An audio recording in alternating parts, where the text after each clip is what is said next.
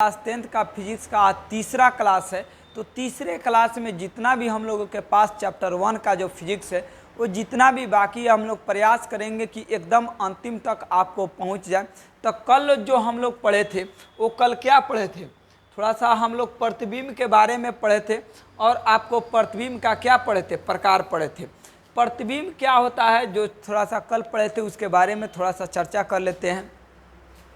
किसी प्रकाश स्रोत से आ रही प्रकाश के किरणें प्रवर्तन या अपवर्तन के बाद भी जिस बिंदु पर मिलती है, मिलती हुई प्रतीत होती है, उसी बिंदु को क्या बोला जाता था, प्रतिबिंब बोला जाता था। प्रतिबिंब कितने प्रकार का होता है? प्रतिबिंब दो प्रकार का होता है। पहला जो होता है उसे वास्तविक, दूसरा जो होता है उसे क्या बोला जाता है, काल्पनिक।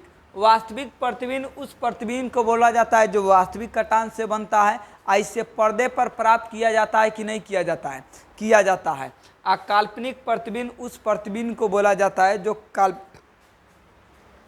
परिवर्तन या अपवर्तन के बाद जिस बिंदु पर आपको मिलती हुई प्रतीत होती है, यानी काल्पनिक किरणों के कटान से जो प्रतिबिंब बनता है उसे क्या बोला जाता है, काल्पनिक प्रतिबिंब। इसे पर्दा पर प्राप्त किया जा सकता है क्या? पर्दा पर आपको प्राप्त नहीं किया जा सकता है। अगला आइए, अगला जो है प्रतिबिंब की कुछ प्रकृति के बारे में आपको समझाया गया है। यहाँ पर पूरा आपको फिगर को देकर और यहाँ पर आपको क्या किया गया है, आपको बताया गया है।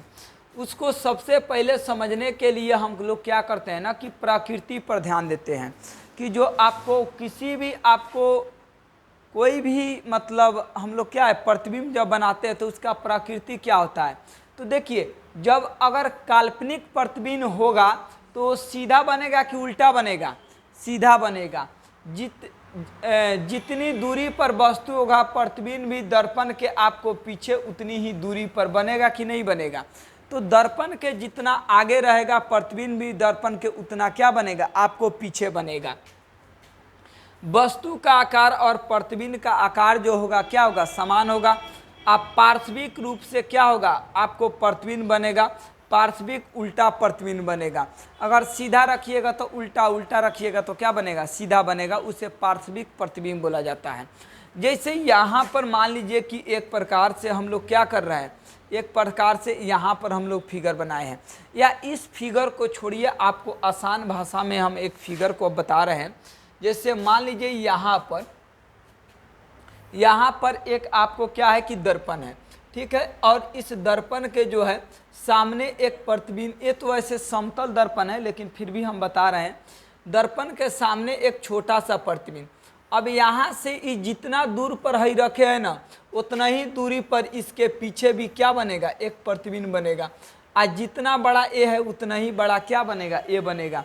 लेकिन ए सीधा है तो ये क्या बनेगा, आपको उल्टा प्रतिबिंब आपको बनेगा, यानी नीचे की तरफ बनेगा। तो आप क्या समझे कि जब काल्पनिक प्रतिबिंब होगा तो वो क्या होगा, सीधा होगा। आज जितना दूर पर वस्तु होगा प्रतिबिंब भी दर्पण के पीछे उतना ही क्या बनेगा, दूरी पर बनेगा। अब वस्तु का आकार प्रतिबिंब के आकार के क्या होगा, समान होगा। पार्श्विक रूप से प्रतिबिंब बनेगा, यानी पार्श्विक उल्टा प्रतिबिंब बनेगा।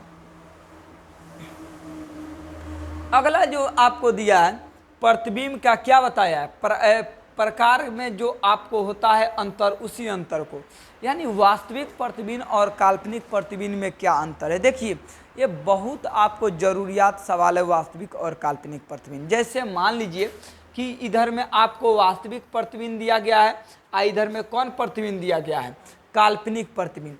अब बोला गया है कि ये वास्तविक कटानों से बनता है, तो ये कौन कटान से बनेगा, काल्पनिक कटान से। चूंकि वास्तविक प्रतिबिंब वास्तविक कटान से, काल्पनिक प्रतिबिंब काल्पनिक कटान से। अच्छा, ये हमेशा उल्टा बनता है और ये हमेशा क्या बनता है, आपको सीधा बनता है। तो वास्तविक प्रतिबिंब हमेशा उल्टा, काल्पनिक प्रतिबिंब क्या होगा, हमेशा सीधा। इसे पर्दे पर उतारा जा सकता है, यानी प्राप्त किया जा सकता है। इसे पर्दे पर नहीं उतारा जा सकता है। बोलिए, उतारा जा सकता है, काल्पनिक को नहीं उतारा जा सकता है। यह दर्पण के सामने बनता है, तो ये दर्पण के कहाँ बनता है, पीछे बनता है। तो एगो याद कीजिएगा, तो एगो याद होगा कि नहीं होगा। ये आपको वास्तविक कटान से बनता है, तो ये काल्पनिक कटान से बनता है। ये हमेशा उल्टा होता है, ये हमेशा क्या होता है, सीधा होता है। ये दर्पण के पर्दे पर उतारा जा सकता है, पर्दे पर नहीं उतारा जा सकता है। ये दर्पण के सामने बनता है, यानी आगे आए कहाँ बनता है, दर्पण के आपको पीछे। तो बात समझ आई कि नहीं समझ आई? आगे बढ़िए। विवर्तन, विवर्तन के बारे में आपको समझना है कि विवर्तन किसे कहा जाता है। देखिए, यह एक ऐसी घटना है जिसके कारण किसी वस्तु का प्रतिबिंब क्षैतिज अक्ष के परिचय 180 डिग्री के कोण पर क्या होता है, घूम जाता है, अर्थात वस्तु ऊपर वाला भाग कहाँ हो जाता है, नीचे। 180 डिग्री का मतलब क्या होता है, देखो हाई कितना पर है, अगर कोई वस्तु सीधा है उसका मतलब 180 डिग्री होता है। तो 180 डिग्री पर घूमना मतलब हाई वाला भाग किधर आना चाहिए, इधर। इसको सीधा ऐसा हो जाएगा कि नहीं हो जाएगा। तो 180 का मतलब वस्तु सीधा एक जगह से दूसरे जगह उल्टा हो जा रहा है कि नहीं हो जा रहा है, हो जा रहा है। तो कोई भी वस्तु जब 180 डिग्री पर मूव कर जाता है, उसी मूव को क्या बोला जाता है, विपरिवर्तन। बी का मतलब होता है विपरीत, और परिवर्तन का मतलब होता है बदलना। तो जो विपरीत में बदल जाता है उसे क्या बोला जाता है, विपरिवर्तन बोला जाता है। तो यह एक ऐसी घटना है जिसके कारण वस्तु का प्रतिबिंब क्षैतिज अक्ष के परिचय 180 डिग्री के कोण पर क्या होता है, घूम जाता है, अर्थात वस्तु का ऊपर वाला भाग क्या हो जाता है, नीचे। जैसे मान लीजिए हम लोग ऐसे किए हैं, तो अभी 180 डिग्री पर पूरा खड़ा है कि नहीं खड़ा है। अब ये ऊपर वाला भाग है, ये क्या है, नीचे वाला। 180 डिग्री पर बोलेंगे घुमाने के लिए तो एकदम ऐसा कीजिएगा कि नहीं कीजिएगा।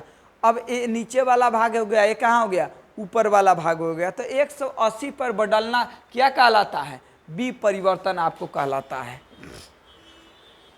आइए जैसे देख लीजिए यहाँ पर फिगर में, देखिए है यहाँ पर ऐसे बनाया गया है, ऐसे।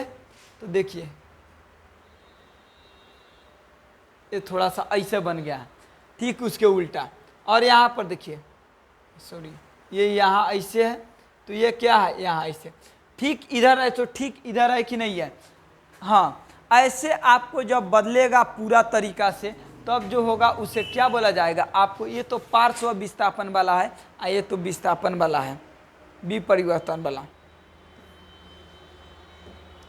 आइए, पार्श्व विपरिवर्तन किसे, यह एक ऐसी घटना है जिसके कारण किसी वस्तु का प्रतिबिंब आपको उधर और के परिचय कितना 180 डिग्री के कोण पर आपको घूमता है, अर्थात दायां वाला भाग बायां, बायां वाला भाग क्या हो जाता है, दायां। उसे क्या बोला जाता है आपको, पार्श्व विपरिवर्तन आपको बोला जाता है। जैसे मान लीजिए कि उसमें था ऊपर का भाग नीचे, नीचे का भाग कहाँ था, ऊपर। इसमें कहाँ है, दायां वाला बायां, बायां वाला क्या है आपको दायां में। तो समझ आ गया होगा। आइए दर्पण के बारे में आप समझते हैं। देखिए यहाँ से एकदम थोड़ा सा दिमाग खोलिए और समझिए कि दर्पण जो है ना, इसी भी चैप्टर का इसमें एक मेन टॉपिक है दर्पण। क्योंकि एक प्रकाश के परिवर्तन तो मेन टॉपिक है नहीं है, एक दर्पण जो है ये भी इसका मेन टॉपिक है। दर्पण क्या है, तो वैसे चिकना और चमकीला सतह जो प्रकाश के परिवर्तन के नियम का क्या करता है, पालन करता है, जिसका एक भाग अवश्य रंगा हो, उसे क्या बोला जाता है, दर्पण बोला जाता है। दर्पण मुख्यतः कितने प्रकार के होते हैं, 3। अब देखिए क्या है दर्पण के मतलब, आसान भाषा में हम लोग समझें तो दर्पण का मतलब क्या होता है, ऐनक। ऐनक को क्या बोला जाता है, दर्पण। तो दर्पण का एक भाग रंगा होना चाहिए कि नहीं रंगा होना चाहिए। आप जब ऐनक को खोलते हैं तो पीछे का भाग देखिएगा सब रंगा होता है। तो दर्पण का एक भाग जो है अवश्य क्या होना चाहिए, रंगा। और वो चिकना होना चाहिए कि रुखड़ा होना चाहिए, चिकना होना चाहिए। तो दर्पण में वही बात कह रहा है कि चिकना और चमकीला होता है कि नहीं होता है, चमकीला सतह होता है। जो प्रकाश के परिवर्तन, वहाँ से किरण जाएगा तो एकदम टकरा के ऊपर जाएगा कि नहीं जाएगा, तो प्रकाश के परिवर्तन के नियम का पालन करता है, जिसका एक भाग अवश्य क्या हो, रंगा हो, वो क्या कहलाता है, दर्पण कहलाता है। दर्पण जो होता है मुख्यतः कितने प्रकार के होते हैं, आपको 3 प्रकार के होते हैं। पहला जो है उसे क्या नाम दिया गया है, समतल दर्पण। दूसरा जो दर्पण है उसे क्या नाम दिया गया है, गोलीय दर्पण। और तीसरा जो दर्पण है उसे क्या नाम दिया गया है, परवलय आपको दर्पण। तो समतल दर्पण, गोलीय दर्पण और क्या दर्पण है, परवलय दर्पण। अब एक एक करके तीनों दर्पणों के बारे में समझते हैं। कि समतल दर्पण क्या है, गोलीय दर्पण क्या है तथा परवलय आपको दर्पण क्या है। इधर ध्यान दीजिए, समतल दर्पण सबसे पहले। अब है कि समतल दर्पण किसे कहते हैं, तो वैसा दर्पण जिसका परावर्तक सतह क्या हो, समतल हो। समतल का मतलब क्या होता है, आपको एक देखिए ना, है बना है आपको समतल दर्पण, एक समान है कि नहीं है, एक समान आपको सीधा है, उसे समतल दर्पण बोला जाता है, समतल दर्पण कहलाता है। इससे बना प्रतिबिंब हमेशा क्या होता है, सीधा होता है और क्या होता है, बराबर होता है और आपको काल्पनिक होता है। सीधा का मतलब क्या है, अब यहाँ पर ध्यान से अगर थोड़ा सा हम लोग अगर देखें तो ये जो दर्पण अभी दिख रहा है, ये जो दर्पण दिख रहा है हम लोगों के सामने, इसमें 10 मीटर पर यहाँ पर एक वस्तु आगे रखा गया है और 3 मीटर ऊंचाई है इस वस्तु का। इधर में एक आपको तीर का निशान दिया गया है, उसका लंबाई नहीं दिया गया है। ठीक अगर देखिएगा तो दर्पण से पीछे यहाँ पर 10 मीटर की दूरी पर बना है कि नहीं बना है, 3 मीटर ऊंचाई पर बना है कि नहीं बना है, आज जैसे ऊपर था वैसे ऊपर ये भी बना है कि नहीं बना है। आज जो काम इसमें था, जितना दूरी इसका है उतना ही दूरी इसका है कि नहीं है, तो सारा लंबाई चौड़ाई बराबर हो तो उसे क्या बोला जाता है, समतल दर्पण आपको बोला जाता है। तो इधर जो अगर आप वस्तु को रखे हैं तो ये तो वास्तविक वाला साइड है, इधर जो दर्पण के पीछे बना ये क्या है, काल्पनिक वाला आपको साइड है। तो वैसा दर्पण जिसका परावर्तक सतह समतल हो और उसमें बना प्रतिबिंब हमेशा सीधा, काल्पनिक और क्या होता है, बराबर होता है, उसे आपको कौन सा दर्पण बोला जाता है, समतल दर्पण बोला जाता है। यहीं पर आपको लिख के समझाया कि वस्तु से 10 मीटर की दूरी है, वस्तु की ऊंचाई 3 मीटर है, वस्तु से प्रतिबिंब की दूरी कितना है, 10 मीटर है, प्रतिबिंब की ऊंचाई भी कितना है, आपको 3 मीटर है। और वस्तु से प्रतिबिंब की दूरी, तो वस्तु यहाँ है आप प्रतिबिंब यहाँ है, तो दोनों के अगर बीच की दूरी लीजिएगा तो कितना हो जाएगा, 20 हो जाएगा कि नहीं हो जाएगा, क्योंकि दोनों वस्तु ये है, ये क्या है, उसका प्रतिबिंब है यानी फिगर है।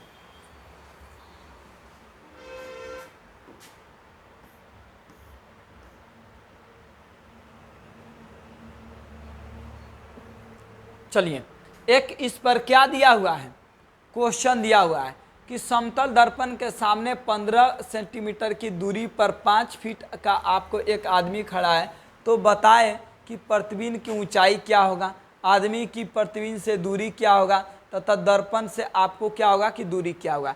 तो जितना बड़ा आदमी रहता है उतना ही तो उसका प्रतिबिंब भी तो बनता है। तो 5 फीट का आदमी है तो 5 फीट का प्रतिबिंब बनेगा। आदमी से जो प्रतिबिंब की दूरी होगी वो आपको कितना होगी, तो आदमी से प्रतिबिंब की दूरी होगी, तो इधर में अगर मान लीजिए 15 फीट पर इधर में आदमी है तो प्रतिबिंब जो बनेगा वो भी 15 फीट पर बनेगा, तो टोटल दूरी कितना हो जाएगी, आपको 30 फीट हो जाएगी। दर्पण से प्रतिबिंब की दूरी, तो है तो एक दर्पण है बीच वाला, यहाँ से प्रतिबिंब की जो दूरी होगा वो कितना होगा, 15 फीट होगा। तो आसान तो था। चलिए, वही नोट में नीचे बात को आपको लिख कर समझाया है, यहाँ से आपको अब आइए। तो समतल दर्पण समझ गए। समतल दर्पण के बाद कौन सा दर्पण आपको समझ रहा है, गोलीय दर्पण के बारे में, कि गोलीय दर्पण आपको क्या होता है। तो देखिए, गोलीय दर्पण किसे कहते हैं, ऐसा दर्पण जिसका परावर्तक सतह एक खोखले गोले का क्या होता है, भाग होता है, उसे क्या बोला जाता है, गोलीय दर्पण। गोलीय दर्पण जो होता है मुख्यतः कितना प्रकार के होता है, 2 प्रकार के, एक होता है अवतल, एक क्या होता है आपको उत्तल। जरा सा अब हम लोग इधर समझते हैं, इधर में थोड़ा सा समझ लेते हैं गोलीय दर्पण क्या होता है। देखिए, एक मान लीजिए कि यहाँ पर हम लोग जो है एक प्रकार के एक गोला ले लिए, ठीक है। इस गोला को जो है अगर हम लोग बीचों बीच अगर यहाँ से काट देते हैं तो यहाँ पर एक भाग ई मिलेगा और एक भाग एक और मिलेगा कि नहीं मिलेगा, एक भाग क्या मिलेगा, एक भाग आपको ये मिलेगा। दोनों भाग मिला कि नहीं मिला। अब देखिए, एक भाग ये मिला, एक भाग ये मिला। मानिए कि हई दर्पण को आप ई वाला भाग को बाहर से रंग दिए, ठीक है, और ई वाला भाग को क्या से रंग दिए, अंदर से। अगर हइये वाला को बाहर से रंग देगा तो दोनों तो एक ही दर्पण का काम करेगा कि नहीं करेगा। दोनों एक ही दर्पण का आपको काम करेगा। तो जिसका बाहर से रंगा रहता है ना, इसे क्या बोला जाता है? अवतल। और जिसका अंदर रहता है उसे उत्तल। तो बताइए, दोनों एक खोखला गोला के भाग है कि नहीं है? एक गोला लिए, बीचों बीच काटे, एक भाग ए मिला और एक भाग ए मिला। एक भाग को बाहर से रंग दिए, एक भाग को किससे रंग दिए? आपको अंदर से रंग दिए। उसके बाद जरा सा आगे देखिए, यहाँ पर ध्यान से, अगर मान लीजिए यही चीज़ आपको कुछ ऐसा देते हैं हम, ऐसा कि मानिए ये वाला दर्पण है, इसमें बाहर से ये रंगा हुआ है, ठीक है, आए के वाला है, इसमें बाहर से, ये दोनों कौन दर्पण है बताइए? आए के दर्पण है नहीं, जिसमें आपको बाहर से रंगा रहता है वो क्या रहता है? अवतल। और जिसमें अंदर से रंगा रहता है उसे क्या बोला जाता है? आपको उत्तल। तो जिसमें बाहर रंगा हो उसे अवतल, और जिसमें अंदर रंगा हो उसे क्या बोलेंगे? उत्तल। अब आइए जरा सा हम लोग टॉपिक की ओर आपको निकलते हैं। हम लोगों के पास क्या था? हम लोगों के पास आपको ये था अवतल दर्पण। वही बात यहाँ पर समझाया है। देखिए यहाँ पर जो है ये क्या किया गया है, ये आपको बाहर से आपको रंगा गया है। एक सेकेंड,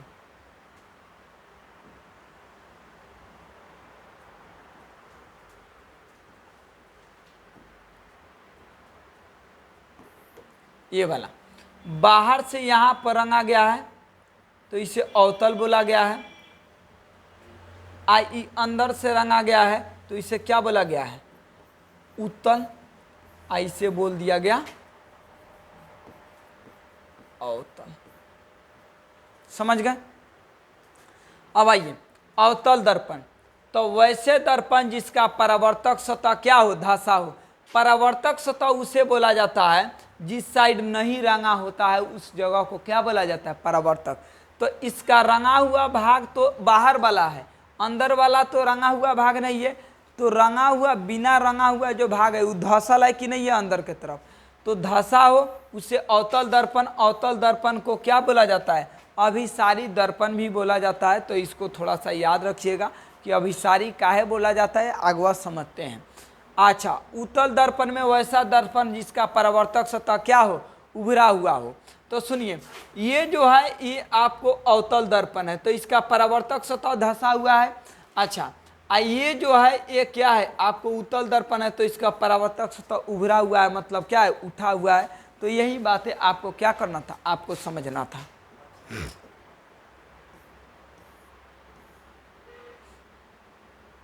आइए, गोलीय दर्पण से आपको कुछ महत्वपूर्ण आपको क्या है? आपको बिंदु है जो आपको क्या करना है? आपको समझना है। जैसे आपको ध्रुव के बारे में समझना है, वक्रता केंद्र के बारे में समझना है, वक्रता त्रिज्या के बारे में, फोकस के बारे में समझना है, फोकस दूरी के बारे में समझना है, प्रधान अक्ष के बारे में समझना है। ये क्या है? आपको द्वारक। इस सारा बात को आपको समझना है। तो आइए सबसे पहले ये पूरी बात को आपको इधर हम समझाते हैं। आइए जरा सा ध्यान दीजिएगा कि मान लीजिए कि हम आपके सामने क्या है कि एक प्रकार से ये क्या लिए कि एक दर्पण लिए, ठीक है।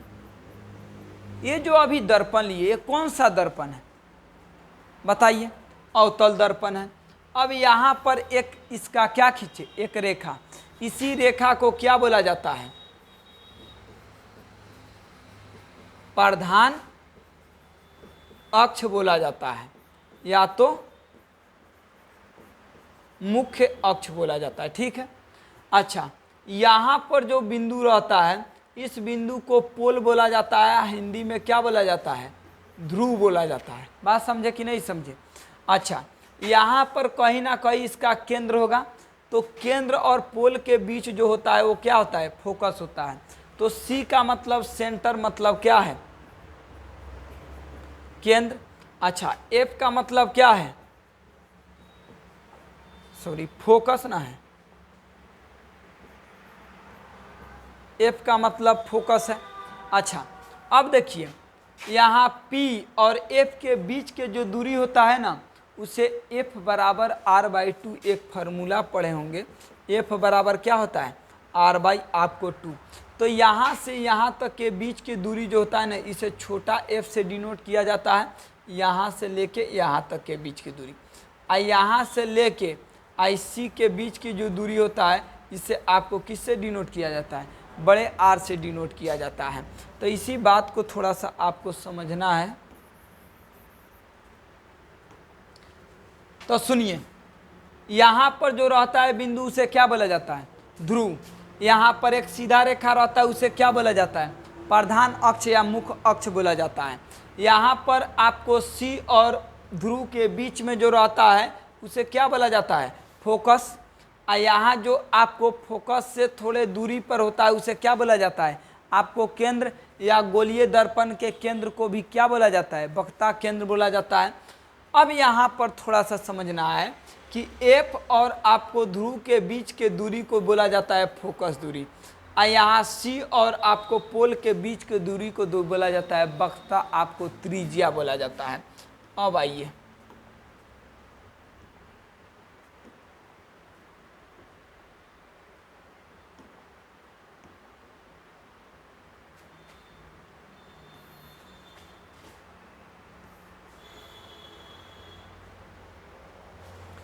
सबसे पहले वक्ता केंद्र। तो दर्पण के जिस खोखले गोले का बना होता है, उसके केंद्र को ही क्या बोला जाता है, वक्ता केंद्र। और इसे कैसे सूचित किया जाता है, C से सूचित किया जाता है। जैसे एक अभी हम लोग बनाए थे ना, एक ऐसा बनाए थे, यहाँ पर P नाम दिए थे, यहाँ पर F नाम दिए थे, यहाँ पर क्या नाम दिए थे, C नाम दिए थे। तो यहाँ जो था ये पोल था, ये आपको F का मतलब फोकस था, ये आपको क्या था, केंद्र था, जिसे वक्ता केंद्र भी बोला जाता है। तो इस गोला का, खोखले गोले का एक प्रकार से ये केंद्र है कि नहीं है, केंद्र है। तो खोखले गोले के आपको बना, सॉरी, दर्पण जिस खोखले गोले का बना होता है, उसके केंद्र को ही क्या बोला जाता है, वक्ता केंद्र। I से किससे सूचित किया जाता है, C से सूचित किया जाता है। दर्पण के अगला ध्रुव के बारे में समझना है। तो ध्रुव क्या है, ध्रुव यही ना है। तो दर्पण के मध्य बिंदु को क्या बोला जाता है, दर्पण का ध्रुव।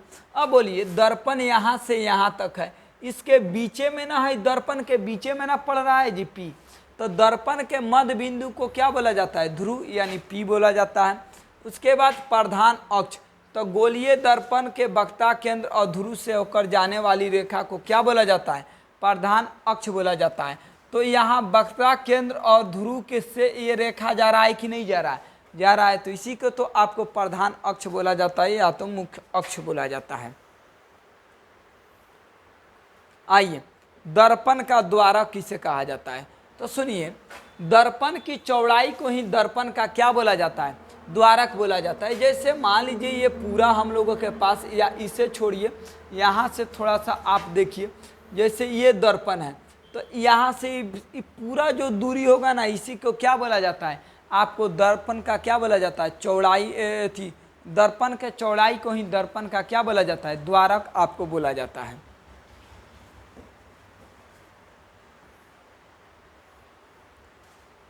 वक्रता त्रिज्या बोला जाता है। गोलीय दर्पण के आपको वक्ता केंद्र तथा ध्रुव के बीच के दूरी को क्या बोला जाता है, वक्ता त्रिज्या बोला जाता है। क्योंकि यहाँ पर जो हम लोग दर्पण एक बनाएंगे, यहाँ पर P को रखेंगे, यहाँ पर F को रखेंगे, यहाँ पर R को रखेंगे, तो क्या बोला गया, वक्ता त्रिज्या। तो यहाँ से लेके यहाँ तक के बीच के जो दूरी होगा, उसी को R से सूचित किया जाता है, और इसे ही क्या बोला जाता है, वक्ता त्रिज्या बोला जाता है। गोलीय दर्पण का फोकस या तो नभ्यांतर किसे कहा जाता है। तो देखिए, फोकस को ही नभ्यांतर आपको बोला जाता है। तो गोलीय दर्पण के प्रधान अक्ष के समानांतर आती प्रकाश की किरणें परावर्तन के बाद प्रधान अक्ष के जिस बिंदु पर मिलती है या मिलती हुई प्रतीत होती है, उस बिंदु को गोलीय दर्पण का क्या बोला जाता है, फोकस कहा जाता है। और इसे किससे सूचित किया जाता है, आपको F से सूचित किया जाता है। देखिए, आगे थोड़ा देर आप वेट कीजिएगा कि गोलीय दर्पण से किस प्रकार से किरण आता है, तो कैसे किसको काटता है, पूरी बात आपको हम थोड़ी देर में समझाएंगे। आइए थोड़ा सा फोकस दूरी के बारे में समझिए। गोलीय दर्पण के फोकस तथा ध्रुव के बीच की दूरी को क्या बोला जाता है, फोकस दूरी बोला जाता है। अगला है कि गोलीय दर्पण का दूसरा नाम क्या है? अभिसारी है। उत्तल दर्पण का दूसरा नाम क्या है? अपसारी है। अवतल दर्पण का फोकस दूरी चिन्ह कैसा होता है? अच्छा, ऋणात्मक होता है। उत्तल दर्पण का क्या होता है? आपको धनात्मक होता है।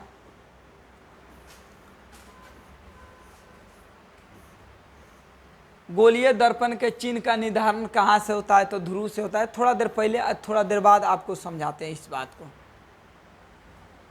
ये समझिए, थोड़ा सा अच्छा क्वेश्चन है। अवतल दर्पण को क्या बोला जाता है? अभिसारी दर्पण आपको क्यों कहा जाता है?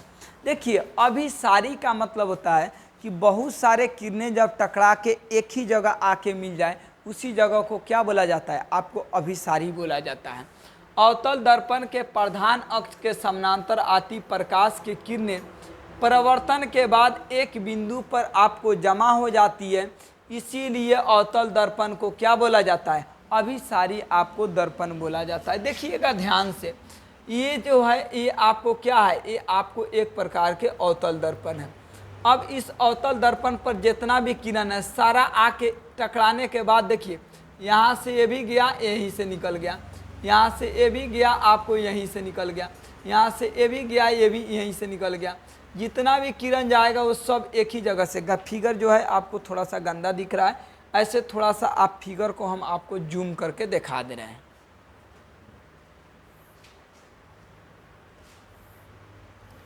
देखिए, यही वाला आपको फिगर है। इधर से किरण आया है, टकराने के बाद यहाँ किरण आया है, तो एक ही बिंदु पर जब आके सब चीज़ आपको मिलने लगे, उसे ही आपको क्या बोला जाता है? अभिसारी बोला जाता है। ठीक है।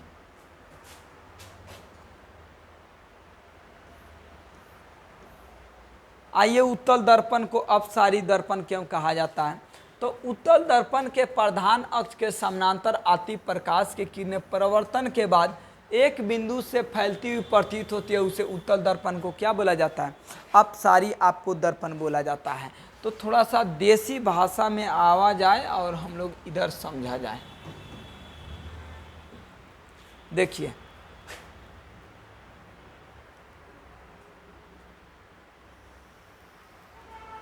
ये जो बना है ये अवतल दर्पण बना है और यहाँ से एक किरण गया। अब देखिए ध्यान से, एक किरण जाएगा और यहाँ टकराने के बाद यहाँ पर फोकस है, फोकस से होकर निकल गया। फिर एक और किरण इधर से भेजिए, ये भी इस पर टकराएगा, ये भी फोकस से ही निकल जाएगा। नीचे से अगर एक किरण भेजिए, ये भी इस पर टकराएगा, ये भी क्या होगा? फोकस से निकलेगा। तो सारा किरण टकराने के बाद एक ही बिंदु पर मिल रहा है कि नहीं मिल रहा है? इसीलिए इसे जो है आपको अभिसारी बोला गया है, अवतल दर्पण को।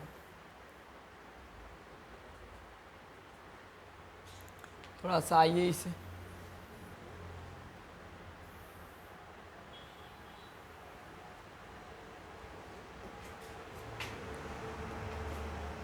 आइए एक बनाते हैं थोड़ा सा उत्तल।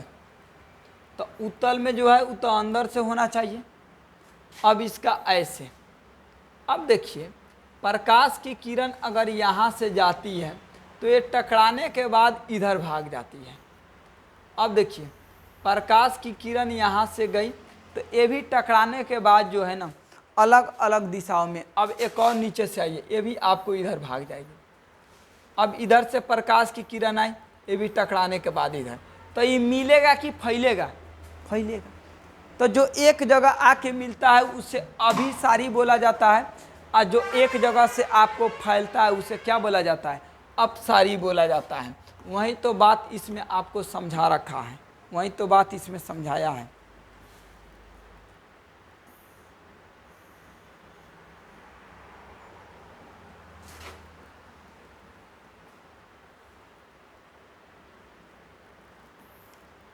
आइए, अवतल दर्पण में बनने वाले किरण आरेख के लिए क्या है? आपको नियम है कि जब वस्तु को कहाँ रखा जाता है तो उसका प्रतिबिंब जो है आपको कहाँ बनता है।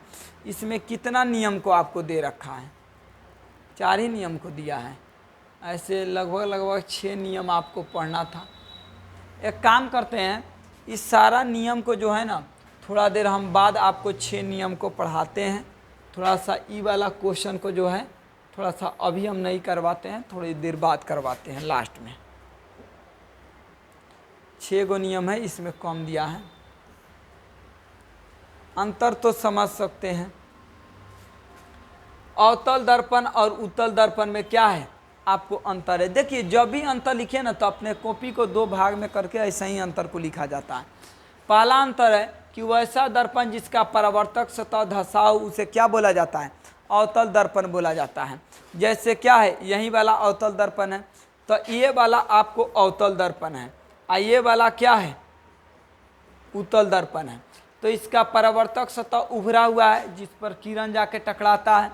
अच्छा, अवतल दर्पण का फोकस दूरी क्या होता है, ऋणात्मक होता है, और उत्तल दर्पण का फोकस दूरी क्या होता है, धनात्मक होता है। देखिए अगर यहाँ पर ऐसा लिया जाए तो इसका फोकस कहाँ है, इधर।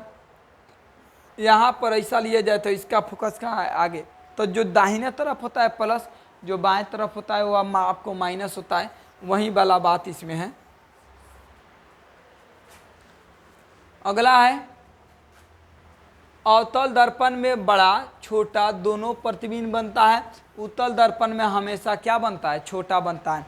तो देखिए समतल दर्पण जो होता है ना, समतल, ए में जो प्रतिबिंब बनता है वो क्या बनता है, बराबरे बनता है। अच्छा, जो अवतल दर्पण होता है ना, इसमें जो प्रतिबिंब बनता है ना वो क्या बनता है, बड़ा बनता है और छोटा भी बनता है। और उत्तल दर्पण जो होता है ना, इसमें जो प्रतिबिंब बनता है ना, इसमें क्या बनता है, आपको छोटा बनता है। तो ये तीनों बात को आपको क्या करना है, याद रखना है कि समतल में बराबर, अवतल में बड़ा और उत्तल में क्या होता है, आपको छोटा प्रतिबिंब बनता है। आइए अगला है कि अवतल दर्पण में सीधा उल्टा प्रतिबिंब बनता है जिसे वास्तविक प्रतिबिंब बोला जाता है, और उत्तल दर्पण में सीधा बनता है जिसे आपको क्या बोला जाता है, काल्पनिक। तो इसमें सीधा और उल्टा दोनों प्रकार का बनता है, लेकिन इसमें क्या बनता है, केवल और केवल आपको सीधा बनता है।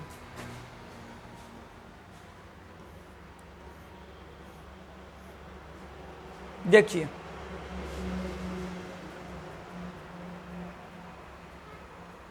यही जो है 6 गो का किया है, आपको समझाया है।